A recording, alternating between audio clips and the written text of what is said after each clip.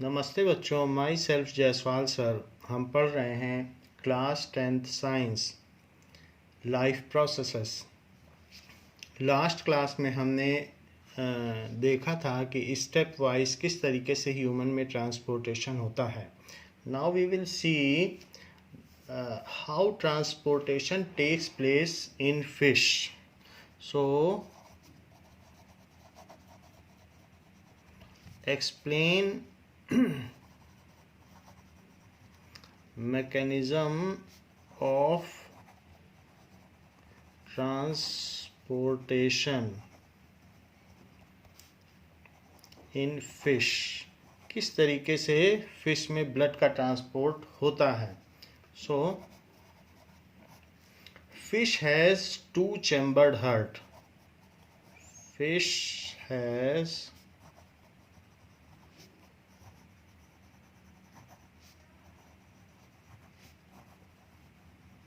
heart which consists of one atrium and one ventricle, which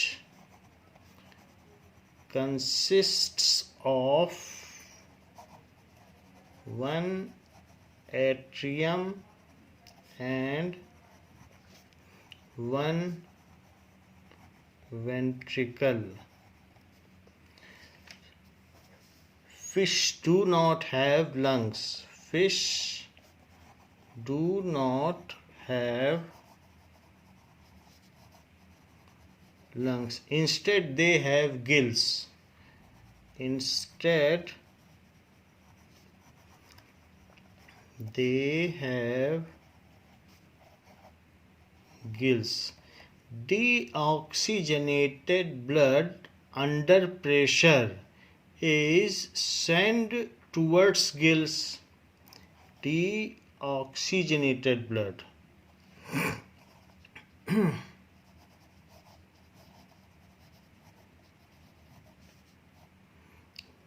blood from ventricle, ventricle से जाता है, from ventricle under pressure is sent towards gills for oxygenation. For oxygenation, there it get oxygenated, and after oxygenated it is routed to other body parts. After oxygenation,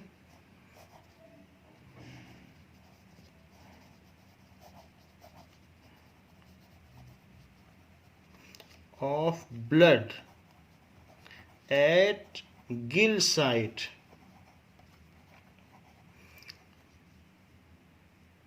it is routed to other body parts या body organs। तो वहाँ ये भेज दिया जाता है। There it get deoxygenated. There it get deoxygenated due to gaseous exchange with cells. Due to gaseous exchange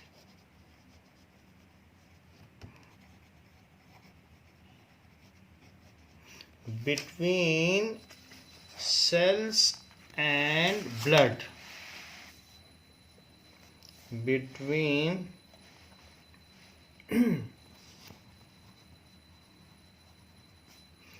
blood cells and body cells। तो वहाँ पर इनके बीच में गैसेस एक्सचेंज होता है ब्लड सेल और बॉडी सेल के बीच में, और ये डीऑक्सीजनेटेड होता है। Now this deoxygenated blood is routed back to heart. दिस deoxygenated blood is routed back to heart, तो ये हार्ट में गिर जाता है via veins.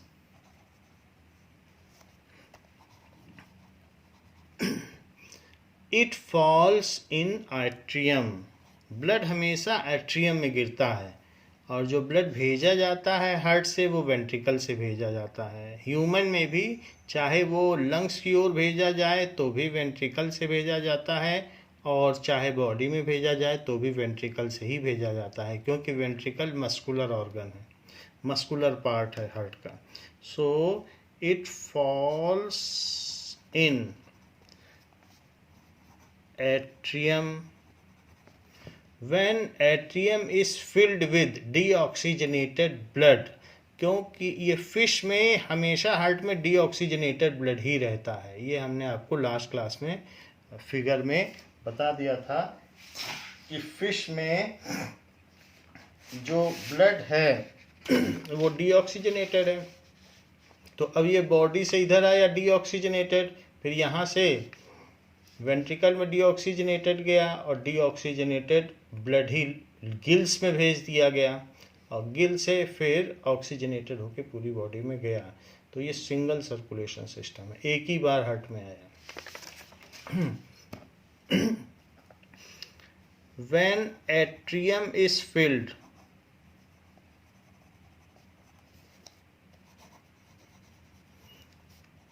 it contracts and send deoxygenated blood to ventricle through valve। तो यहाँ तक बात पूरी हो गई, फिर बाकी वेंट्रिकल से तो फिर ये चला ही गया, तो हमारा साइकिल पूरा हो गया। As the blood passes once in each cycle of operation through heart, as blood passes once through heart in each cycle of operation,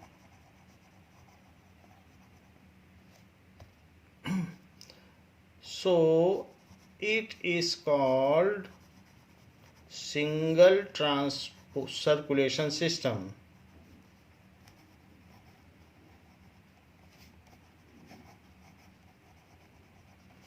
It is less efficient।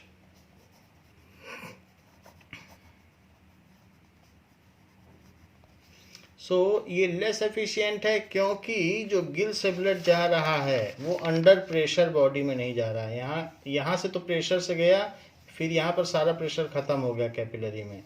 ये स्लोली जा रहा है।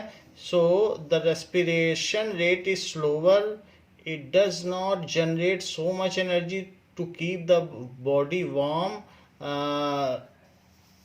throughout the time, hence they are cold-blooded animal।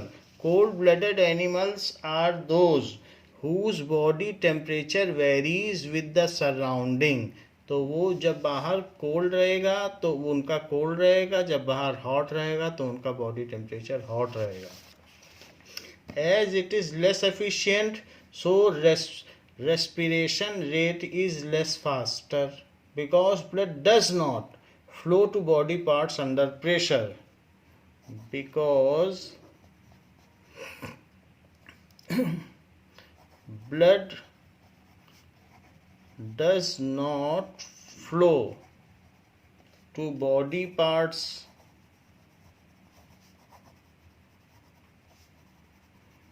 under pressure and respiration rate is slow।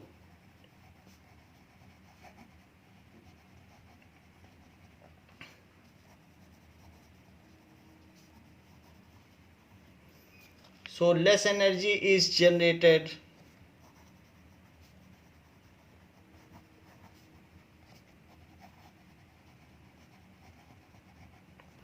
hence fish are considered as cold-blooded animal.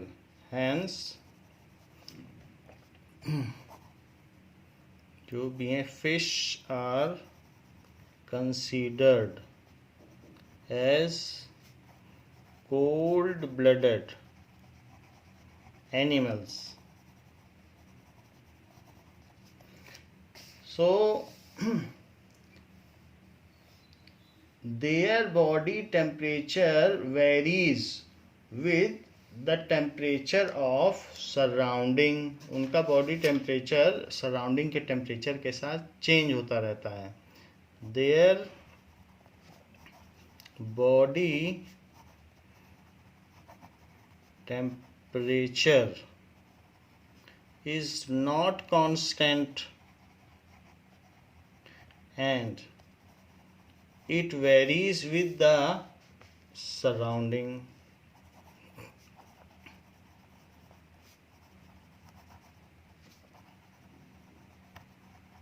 क्योंकि वो afford नहीं कर पाते अपने बॉडी टेम्परेचर को मेंटेन करने के लिए, उसके लिए बहुत ज़्यादा एनर्जी चाहिए. और जब तक इनका पंपिंग सिस्टम प्रॉपर नहीं होगा तब तक रेस्पिरेशन फास्टर नहीं होगा, और रेस्पिरेशन फास्टर नहीं होगा तो उतनी एनर्जी जनरेट नहीं होगी, और एनर्जी ही जनरेट नहीं होगी तो वो सर्दी में अपने बॉडी को गर्म कैसे रख पाएंगे. इसीलिए इनको हिबरनेशन में जाना पड़ता है. So during winter they go to hibernation और अपनी लाइफ साइकिल सस्पेंड कर देते हैं. इस तरीके से होता है. Now how transportation takes place in amphibians and reptiles. तो इनमें हमने देखा कि 2 चैम्बर्ड हार्ट है. तो फिश हैज़ 2 चैम्बर्ड हार्ट, ये बात हमने आपको बता दी थी. अब हाउ रेस्पिरेशन या transportation takes place in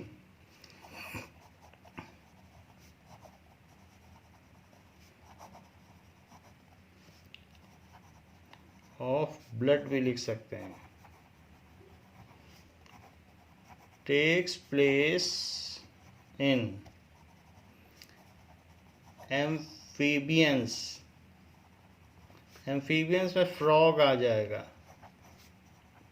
and reptile, इसमें क्रोकोडाइल आ जाएगा. सो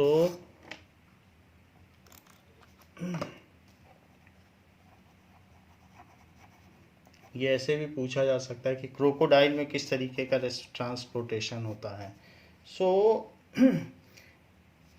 amphibians and reptiles are cold blooded animals.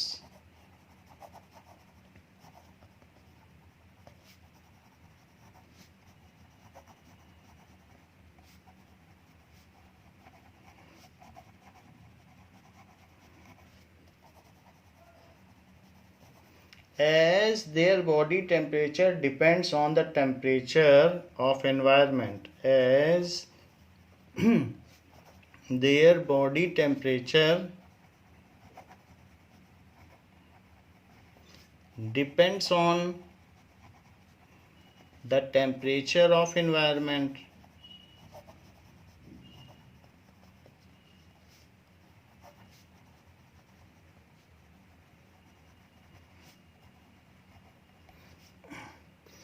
So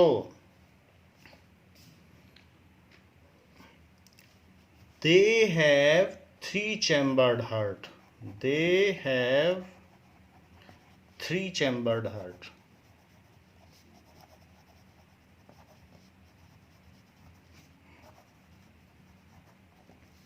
ये 3 chambered heart होता है. So deoxygenated blood in them falls into left atrium. So deoxy, इसमें आप ये लिख लें इनमें क्या क्या चीज़ें होती हैं. डीऑक्सीजनेटेड ब्लड तो बाद में लिखेंगे. 2 चैम्बर्ड हार्ट है. Which consist of 2 atrium and 1 ventricle. Which consist of 2 atrium and 1 ventricle.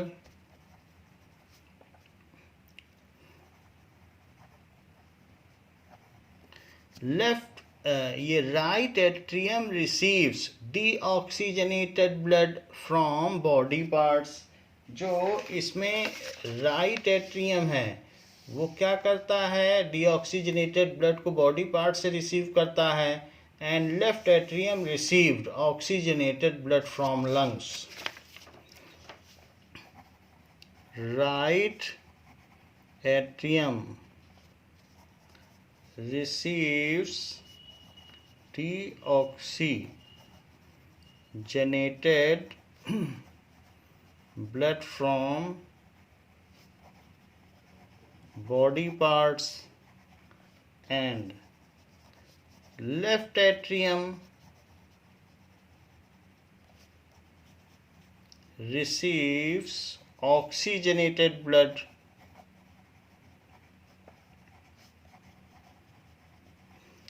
from lungs। सो इसमें लंग से ऑक्सीजनेटेड ब्लड ले लिया जाता है। Now both of atrium opens into single ventricle। both atrium opens into central ventricle। एक ही तो इनमें ventricle होता है। where oxygenated and deoxygenated blood get intermixed। where oxygenated and deoxygenated blood get intermixed।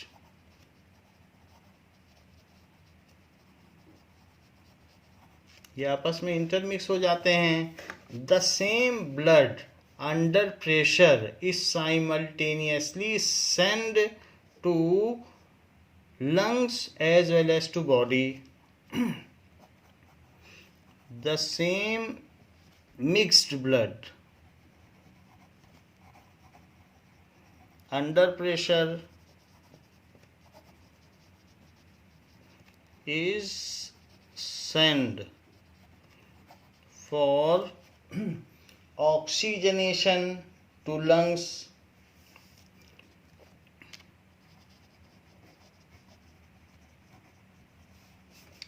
तो लंग्स में भेज दिया जाता है। is sent for oxygenation to lungs as well to other body organs। as well to other body organs।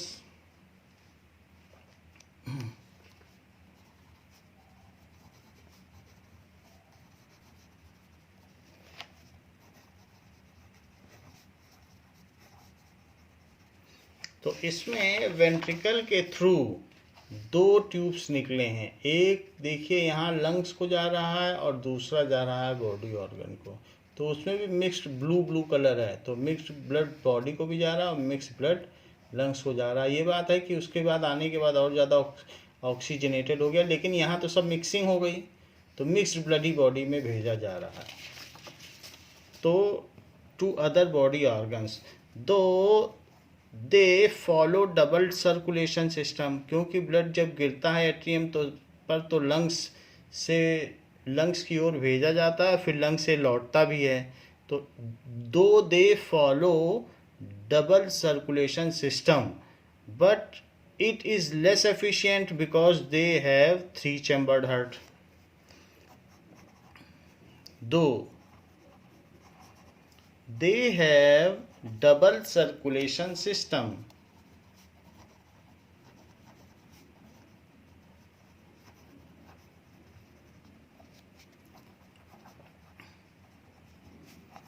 but it is less efficient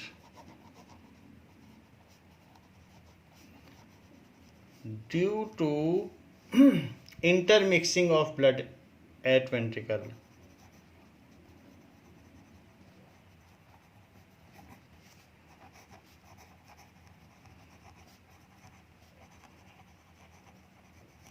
तो इसीलिए ये cold blooded animal हैं. So they can not afford the constant body temperature. Hence they can not afford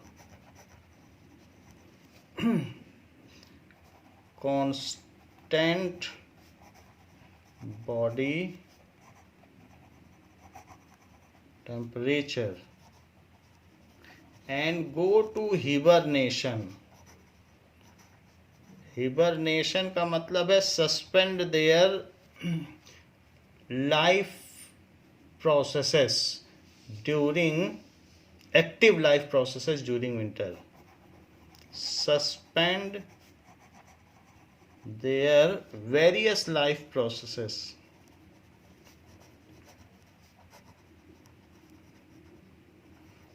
during winter. वो hibernation में चले जाते हैं क्योंकि उनका एफिशिएंट ट्रांसपोर्टेशन सिस्टम है ही नहीं. तो इस तरीके से है. जबकि एविस एंड ह्यूमंस, इनके पास 4 चैम्बर्ड हार्ट है और ये अच्छी तरीके से अपने बॉडी टेम्परेचर को मेंटेन करते हैं. Now we will see blood pressure. Blood pressure क्या चीज होती है?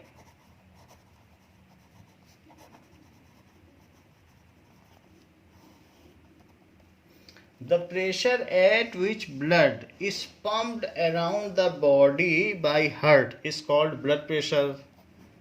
The pressure at which blood is pumped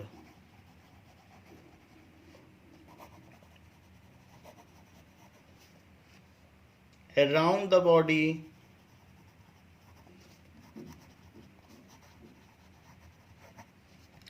by heart is called blood pressure.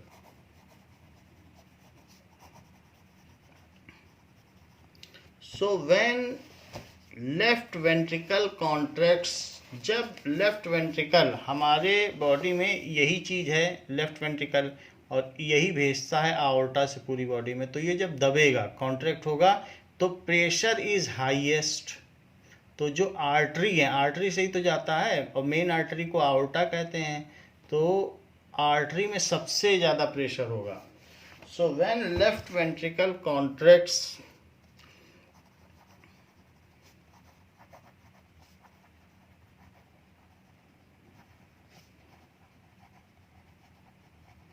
Then उस समय क्या होगा? Then maximum pressure is exerted on the blood vessels of artery. देन maximum pressure is exerted on walls of arteries. Maximum हुआ क्योंकि contract हुआ है ना लेफ्ट वेंट्रिकल. तो इस तरीके को कहा जा सकता है, this pressure is called systolic pressure. This pressure is called systolic pressure. ये systolic pressure है. systolic pressure.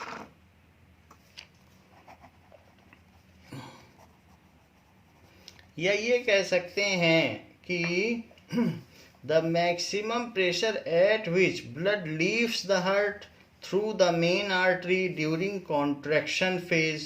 मेन आर्टरी से जो ब्लड निकल रहा है थ्रू आओर्टा, तो वो जो मैक्सिमम प्रेशर है जिससे कि ब्लड हार्ट से निकलता है आओर्टा के थ्रू, उस मैक्सिमम प्रेशर को सिस्टोलिक प्रेशर कहते हैं. और वही प्रेशर बना रहता है जब तक कि वो कैपिलरी में सब डिवाइड नहीं हो जाता है. तो हम आप अपनी काफ मसल जो हम लोगों के बाजू में या हाथ में रहती है, अपर मसल, उसको काफ मसल कहते हैं, तो उसमें भी वही प्रेशर एक्सपीरियंस किया जा सकता है। तो जिससे वो हार्ट से निकलता है वही प्रेशर यहाँ पर भी महसूस किया जा सकता है। The same maximum pressure can be experience. तो यहाँ हम सिस्टोलिक प्रेशर को मेजर कर सकते हैं, ऐसा है। एंड इसके अलावा when left ventricle relaxes when left ventricle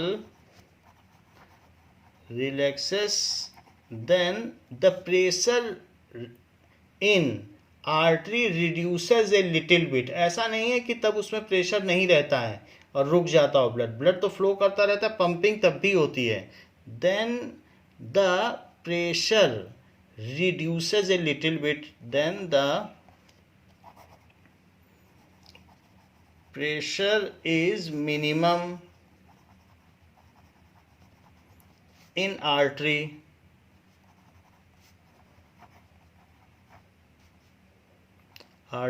तो then the pressure is minimum in arteries is called, उसको क्या कहेंगे, is called diastolic pressure।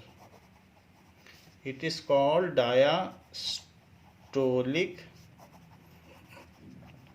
pressure।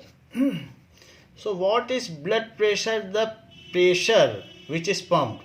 So blood pressure is the excess pressure in felt by blood vessels than the surrounding। हमारे surrounding में भी atmospheric pressure है, 300 kilometre की air हमारे ऊपर एयर कॉलम है और वो हमारे ऊपर हाई प्रेशर डाल रही है। इसके अलावा भी उससे भी ज़्यादा प्रेशर, कितना ज़्यादा, जो भी ज़्यादा हो, that is felt in our blood vessels. तो उस एक्सेस प्रेशर को हम ब्लड प्रेशर कहते हैं कि एटमॉस्फेयर प्रेशर से ऊपर।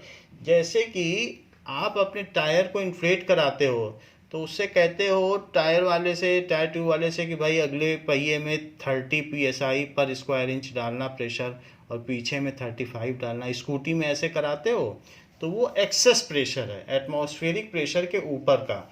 वैसे ही हमारे आर्टरीज में एक्सेस प्रेशर है, उसे ब्लड प्रेशर कहा जाएगा। अब जरा देखिए, तो the blood pressure in our arteries is excess pressure than the surrounding। The blood pressure in our arteries is excess pressure than surrounding।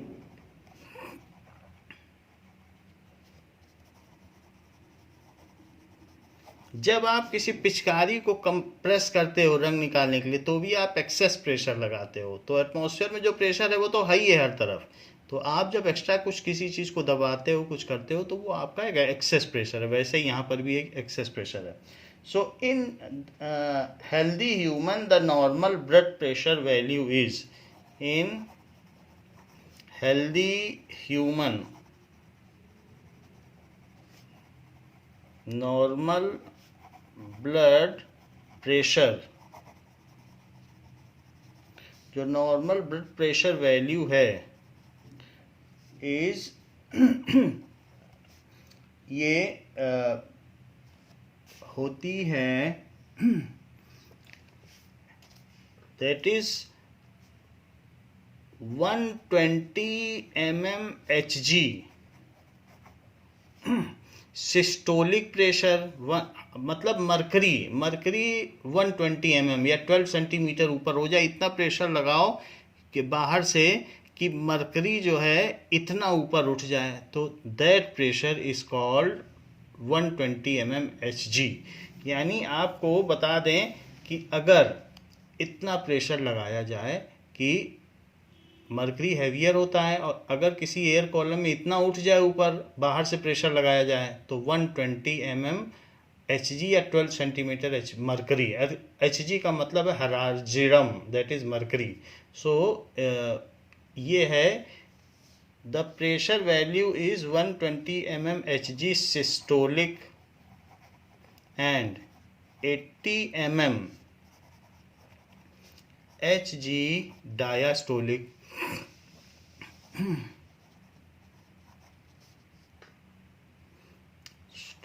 तो उसको कहते हैं 80 mmHg diastolic. It is also coined as, उसको ऐसे भी कहा जाता है, said as 120 to 80 mmHg is the normal blood pressure range in human being। is normal कहेंगे, ब्लड प्रेशर नॉर्मल है।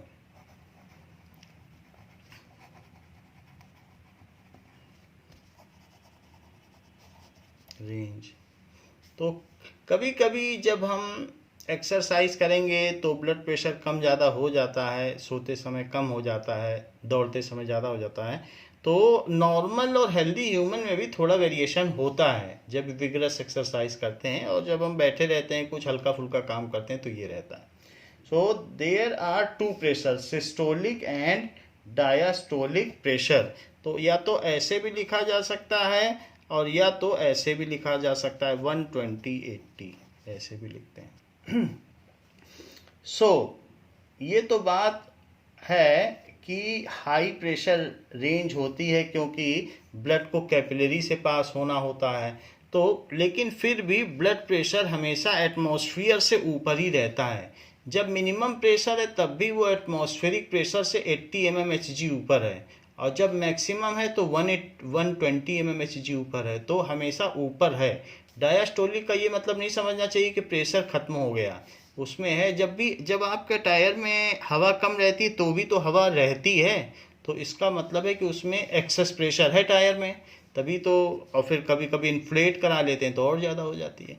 So how to measure blood pressure? Blood pressure is measured by instrument called sphygmomanometer. So blood pressure is measured by instrument sphygmomanometer।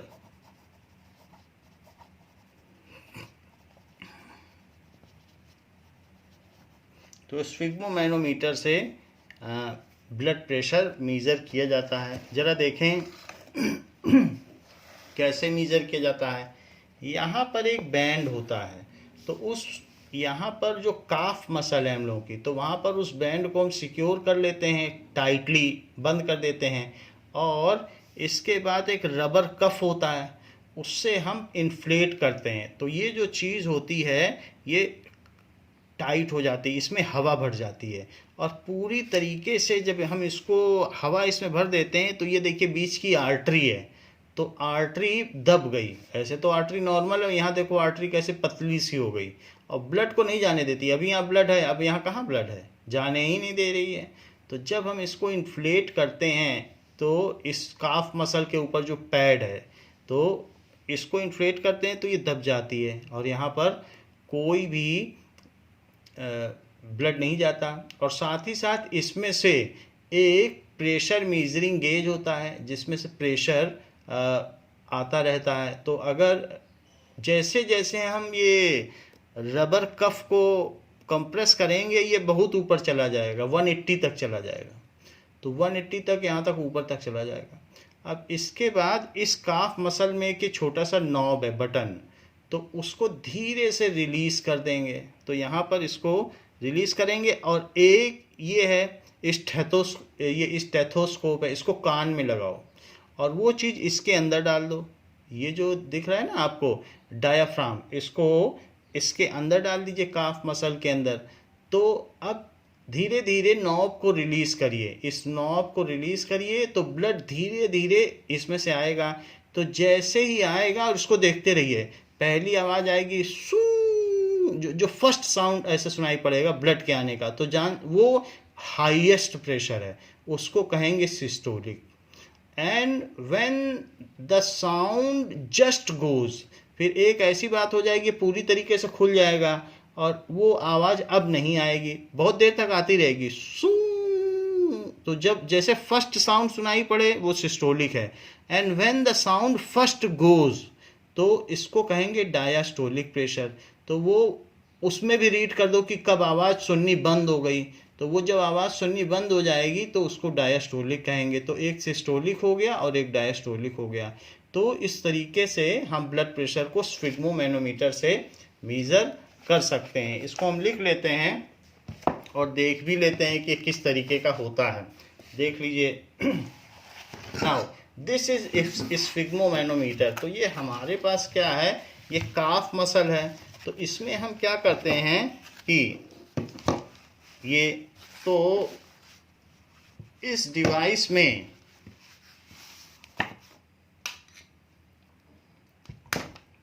ये देखिए ये है। तो इस device को आप क्या करें, इसको मान लीजिए कि किसी ये हाथ में हमने इसको ऐसे बंद कर दिया और बंद करने के बाद दैट इज ये इसके अंदर हमने इसको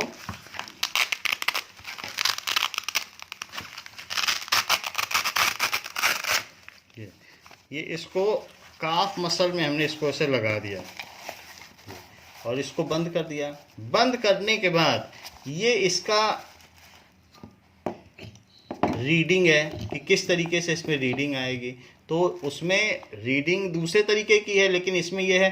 फिर इस इन्फ्लेटर से हम ऐसे ऐसे करेंगे तो आप देख रहे हैं इसमें बढ़ता चला जा रहा है। तो धीरे धीरे इसमें ये बढ़ता चला जाएगा और इसमें एक नॉब होता है जो रिलीज़ किया जा सकता है, जैसे ये। तो उस नॉब को आप टाइट रखो, इस नॉब को टाइट रख दीजिए और फिर जैसे जैसे आप इसको करेंगे तो ये बढ़ता जाएगा। तो पहले फूलेगा फिर बढ़ेगा और धीरे धीरे ये बढ़ता चला जाएगा। ये देखिए बढ़ता चला जा रहा है और यही चीज़ है। और फिर धीरे धीरे जब इस नॉब को रिलीज़ कर देंगे तो वो एयर निकल जाएगी और फिर हम उसमें आवाज़ सुनेंगे। तो that is the total procedure of measuring the blood pressure. इस चीज़ को हम लिख लेते हैं।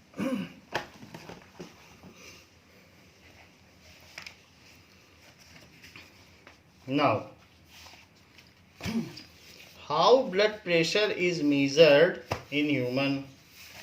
तो हमने आपको बताया blood pressure is measured by sphygmomanometer. Sphygmomanometer भी और एक स्टेथोस्कोप भी है। स्टेथोस्कोप क्या करना है, उसको कान में लगाना है जैसे डॉक्टर्स लोग लगाते हैं। तो इस तरीके से यहाँ पर जो स्टेथोस्कोप है उसको यहाँ पर रखना है जिससे कि आर्टरी से जब ब्लड आएगा तो पहली आवाज़ आपको सुनाई पड़े। तो ये स्टेथोस्कोप का डायफ्राम यहाँ रख दीजिए और ये कान में लगा लीजिए। तो दोनों काम एक साथ करने हैं कि जैसे जैसे रिलीज़ करना है तो आवाज़ भी सुननी है और ये नॉब को जैसे रिलीज़ करना है तो इसे देखना भी है और आवाज़ भी सुननी है। दोनों काम करने हैं जब कंप्लीटली इन्फ्लेट हो जाए। और फिर अब इन्फ्लेशन चला गया क्योंकि प्रेशर ख़त्म हो गया इसमें। सो ये तो measured by instrument. So procedure किस तरीके का है, blood pressure is measured. So procedure, so इसके लिए क्या करना पड़ेगा कि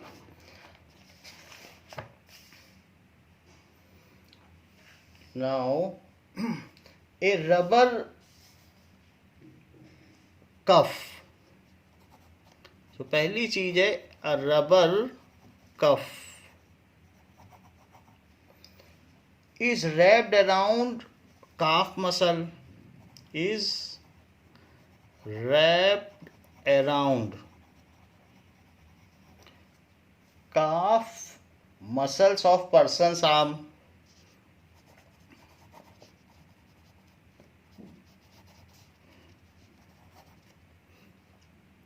of hand, hand में उसको कर दिया, ठीक है।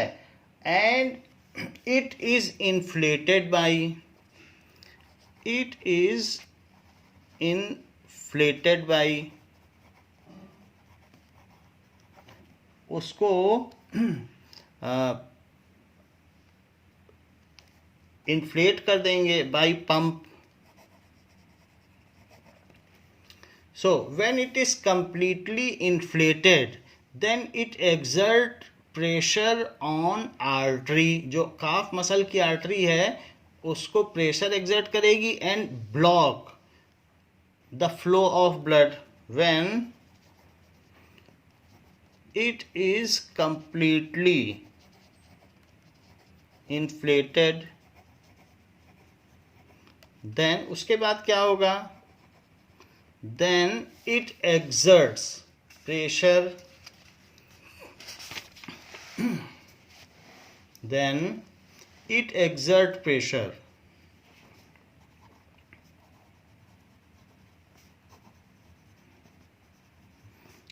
on artery.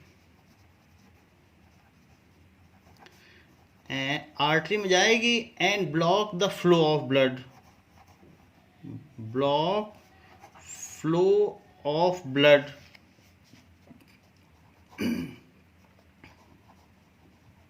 towards fingers.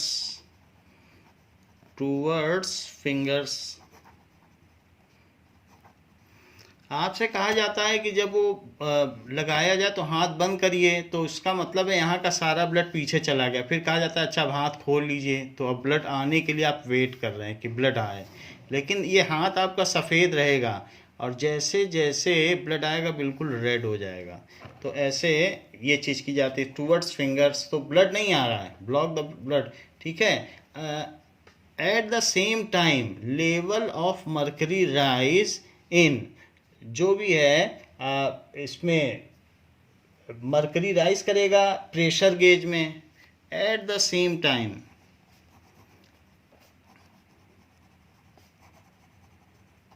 Level of mercury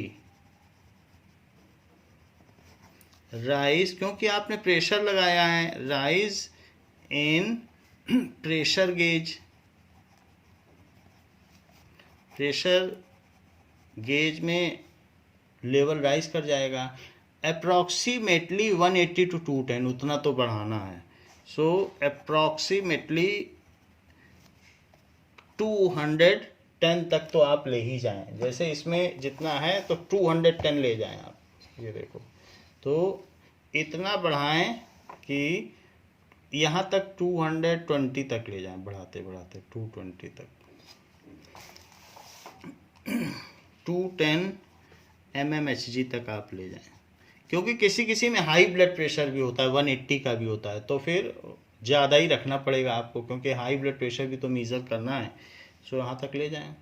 अच्छा, eight the same time diaphragm of stethoscope. तो एक स्टेथोस्कोप है जिसको आपने 9th में देखा था. एक डिवाइस होती है जिसको कान में लगाया जाता है और डॉक्टर का वो सिंबल भी होता है कि स्टेथोस्कोप वो लगा के घूमते रहते हैं. तो ये स्टेथोस्कोप है. तो इससे क्या होता है कि minor sounds also can be लिसेंड. तो ये स्टेथोस्कोप है और स्टेथोस्कोप में यहाँ पर एक डायाफ्राम होता है. तो ये डायाफ्राम. तो diaphragm eight the same time diaphragm is put over the over this place. यहाँ पर रखना है डायाफ्राम को, इस प्लेस पर. ठीक है. Over the folding of hand eight the same time diaphragm of stethoscope. दो चीजें यूज करनी पड़ रही हैं, एक स्फिग्मोमैनोमीटर और एक स्टेथोस्कोप. is placed over ये भी कह सकते हैं कि अंडर रबर पैड भी कर सकते हैं कि अंडर रबर पैड. बहुत सारे डॉक्टर उसी के अंदर ही डाल देते हैं, तो आप भी ऐसा कर सकते हैं कि under rubber pad. Under rubber pad. Now start releasing air by the knob. Start releasing air by the knob of rubber pump, उसमें एक नॉब दिया रहेगा ऑफ रबर पंप, ठीक है। सो मर्करी लेवल फॉल्स, तो स्लोली आपको ऐसा करना, रिलीज, ठीक है। और डायाफ्राम लगा लिया है, the other end of stethoscope is in ears, placed under, ये तो हमने कर दिया है, diaphragm is placed under rubber pad, तो और other end is in ears. Mercury level in pressure gauge,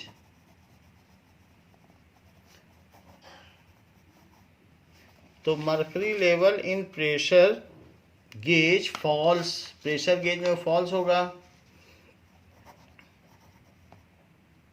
ठीक है। Now when the first sound is listened, सू ऐसे आवाज आएगी, at the same time observe या note the reading of pressure gauge. When, क्योंकि आर्टरी खुलेगी तो बहुत तेजी से ब्लड आएगा, व्हेन आर्टरी जस्ट ओपन्स, क्योंकि आप प्रेशर रिलीज कर रहे हैं, and first sound of blood flow is heard through a stethoscope,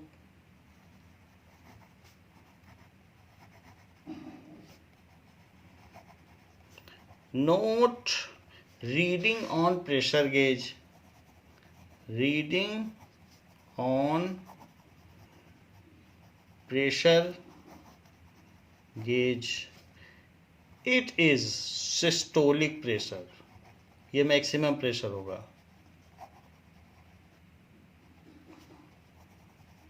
फिर जब सू शुरू हो जाएगा तो ऐसे होगा, सू। अब ये जो फर्स्ट टाइम आवाज गई, इसको कहेंगे कि when the sound just goes off, note the reading of pressure gauge, when, क्योंकि अब वो पूरी तरीके से खुल गया है, when the sound just goes off, note the reading of, तब भी नोट करो, reading of pressure gauge, it is diastolic pressure, ये चीज हो गई, तो उसको डायास्टोलिक प्रेशर कहते हैं। तो नाउ अब जरा देखिए कि what does it mean by hypertension, hypertension से आप क्या समझते हैं?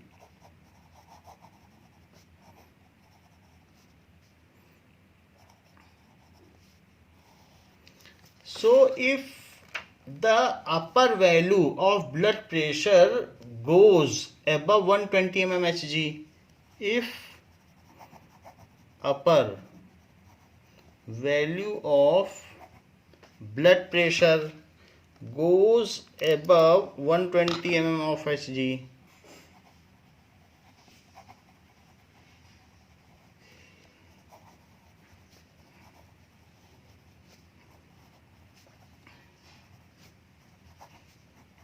Hg, तो वो क्यों होगा, हाई क्यों हो जाएगी? क्योंकि जो हमारे ब्लड में आर्टरी है, तो आर्टरी में कई बार क्या होता है कि हम लोग घी तेल और बहुत सारा बर्गर खाते हैं, तो कुछ क्या होता है, देयर इज कंस्ट्रिक्शन, तो वहाँ पर बीच बीच में कोलेस्ट्रॉल जम जाता है, तो आर्टरी में ब्लड के फ्लो का रास्ता नहीं रहता, तो इस वजह से हार्ट को एक्स्ट्रा प्रेशर एक्सर्ट करना पड़ता है कि ब्लड फ्लो कर जाए, क्योंकि हार्ट एक पंपिंग ऑर्गन है, तो और वो मस्कुलर ऑर्गन है, तो ये जा नहीं पा रहा ब्लड, यहाँ पर कोलेस्ट्रॉल जमा हो गया है।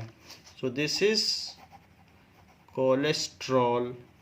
तो ये फैट है एक तरीके का, goes above 120 mmHg, then this is the condition of hypertension. It is the condition of hypertension.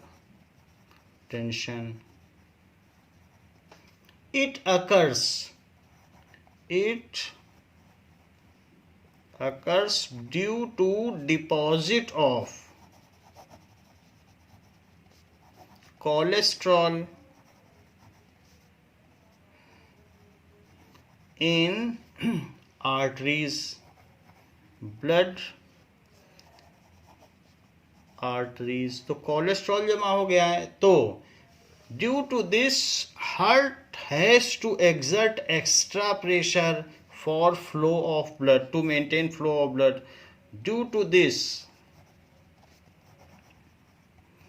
Heart has to exert undue pressure, मतलब एनड्यू लिखना चाहो अनड्यू, वरना एक्स्ट्रा लिख दो, extra pressure to maintain flow of blood.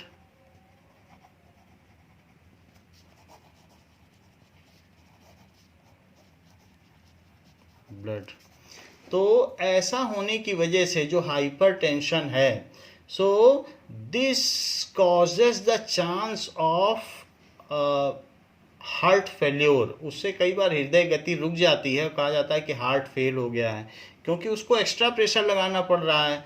और आपको मालूम है जब कोई चीज़ प्रेशर में चलती है, बहुत प्रेशर, हमने कहा था नहीं, पेज के बीच में फूको तो पेज चिपक जाते हैं, इसी तरीके से विंड पाइप में हवा जाती तो विंड पाइप चिपक जाती। बहुत तेज़ी से कोई चीज़ चले तो आसपास की ये वेंस चिपक जाएंगी, तो ये जब चिपक जाएंगी तो हार्ट और अधिक प्रेशर लगाएगा, फिर ब्लड और तेज़ी से चलेगा तो और चिपकेंगे। तो इस तरीके से वो बार बार जब प्रेशर लगाएगा और तेज़ी से ही आएगा तो और ये चिपक जाएंगे। तो उस तरीके से जो हार्ट है वो ढक ढक ढक ढक ढक तो बंद हो जाता है। तो हाइपरटेंशन में क्या होता है, it causes the chance of heart failure. It causes the chance of heart failure।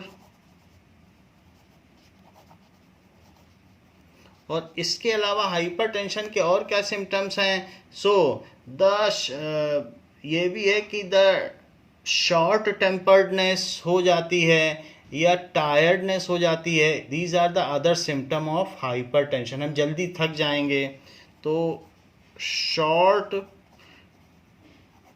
Temperedness, क्योंकि ब्लड पूरी तरीके से बॉडी में रेगुलेट ही नहीं हो पा रहा है जब यहाँ कंस्ट्रिक्शन है। Tiredness are other symptoms, heart में पेन भी हो जाता है, symptoms of hypertension.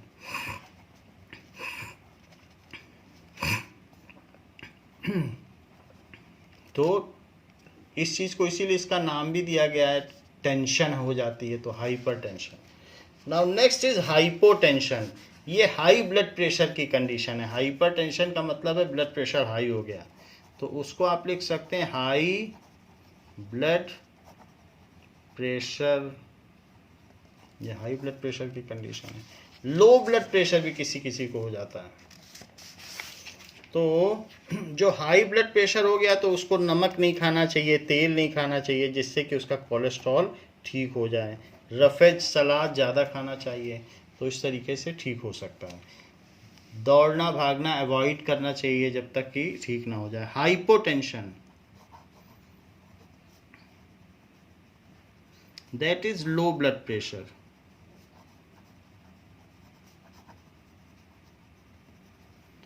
If upper value of blood pressure falls below 120 mmHg, if upper value of blood pressure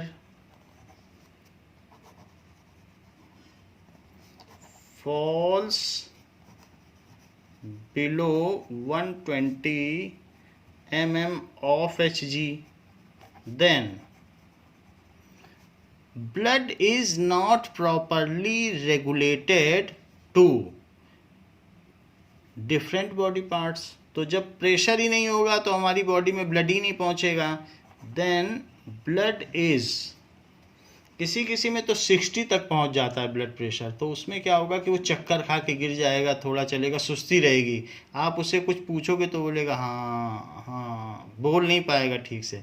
तो वो उसका जो रिएक्शन है या किसी चीज़ में कंट्रोल एंड कोऑर्डिनेशन है वो नहीं होगा, रिस्पॉन्स अच्छा नहीं होगा जल्दी. तो आप देखेंगे कि उसका रिस्पॉन्स टाइम ज़्यादा हो जाएगा और धीरे धीरे चलेगा, चक्कर खा के गिर जाएगा, फ्रीक्वेंट फेंटनेस होगी. तो ये सारा हो जाता है. Then blood is not regulated properly to various body parts, क्योंकि प्रेशर ही नहीं है. Various body parts, this causes laziness, laziness होगी. ठीक है. इसी तरीके से फ्रीक्वेंट फेंटेशन, चक्कर आ जाएगा, ऐसा होगा. ठीक है. ये सारी चीज़ें होंगी और other side effects on body हो सकते हैं. Laziness, slow response, slow response, lack of control and coordination, lack of control and coordination, ये सारी चीज़ होती हैं. तो उसको कहते हैं हाइपोटेंशन. तो इसके लिए साल्ट ज़्यादा खाकर या कुछ करके हम इसे ठीक कर सकते हैं. तो उसके लिए भी टेबलेट्स आती हैं कि किस तरीके से. ब्लड में कभी कभी वाटर की कमी हो जाती है तो भी हाइपोटेंशन होता है, क्योंकि ब्लड अगर थिकर हो गया या कुछ हो गया तो किसी न किसी वजह से ये होता है. तो हाइपोटेंशन और हाइपरटेंशन भी हमको समझना चाहिए कि ये चीज़ क्या होता है और हमारी बॉडी में क्या अंतर डालता है. तो बच्चों इस क्लास के लिए इतना ही. लिम्फेटिक सिस्टम हम आपको नेक्स्ट क्लास में बताएंगे. थैंक यू बच्चों.